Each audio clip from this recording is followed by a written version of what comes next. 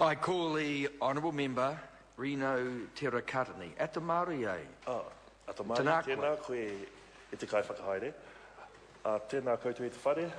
Tēnā koutou Rongowhakaata me ngā uri o te kōtirekirangi. Ngā mihi atu ki a koutou katoa. Mr Speaker, I'm delighted to speak at this, the second reading for the Rongowhakaata Claim Settlement Bill. I'd like to acknowledge the Minister for all of his work and with his officials in promoting this bill.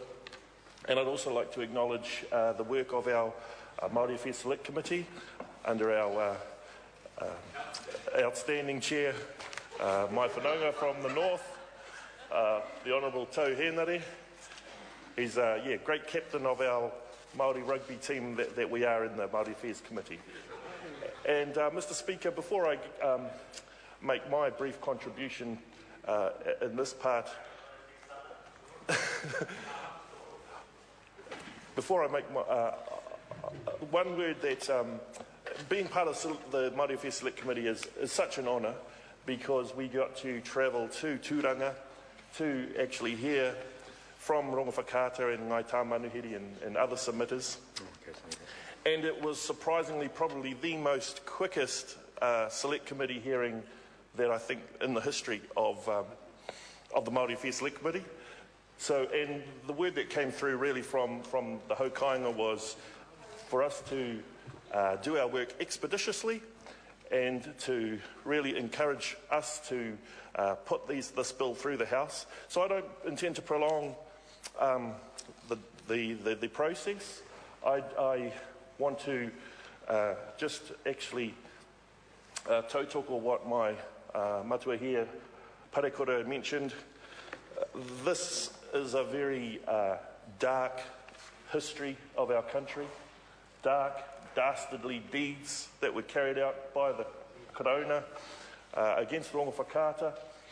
And it's very important that, one, the acknowledgements are made, and that has been very clearly set out in the deed of settlement and also in the bill.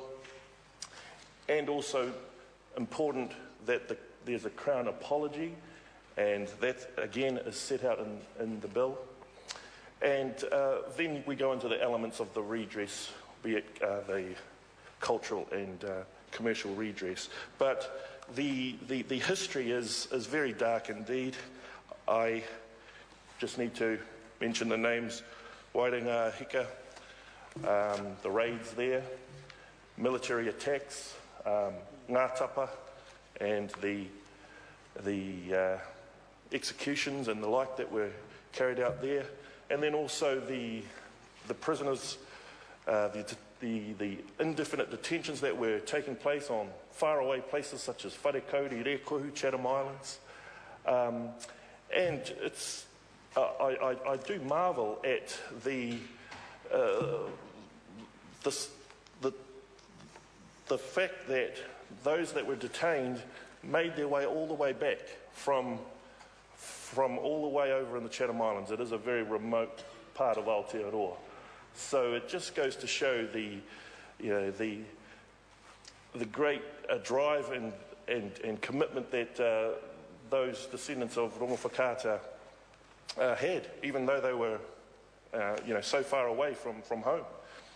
I want to pick up, Mr Speaker, on what this bill represents. And the passage of this bill, as touched by the Minister Turia, represents new beginnings. And I think, yes, it's very important that we as a country acknowledge the history, and the Crown acknowledges the history of the colonisation of our country and the acts that, the grievous acts that were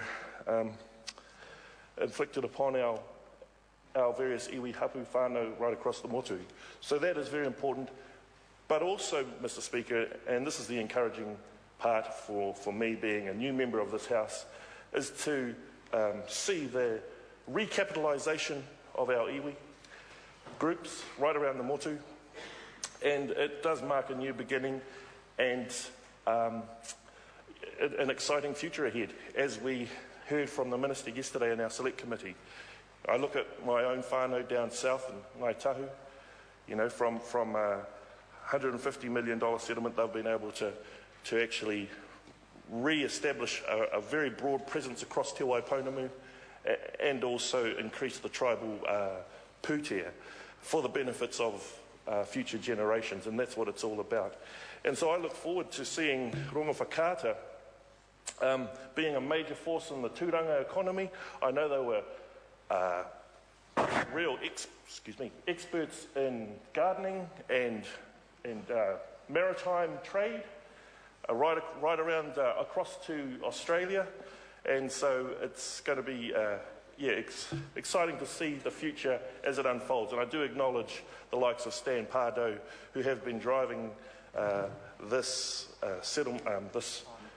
process right the way through for Rongowhakaata, and I've had the honour of actually dealing with him as we've seen the Māori economy grow among our historical groups, our recapitalised tribal groups, and they're widely represented within the Rongowhakaata whānau.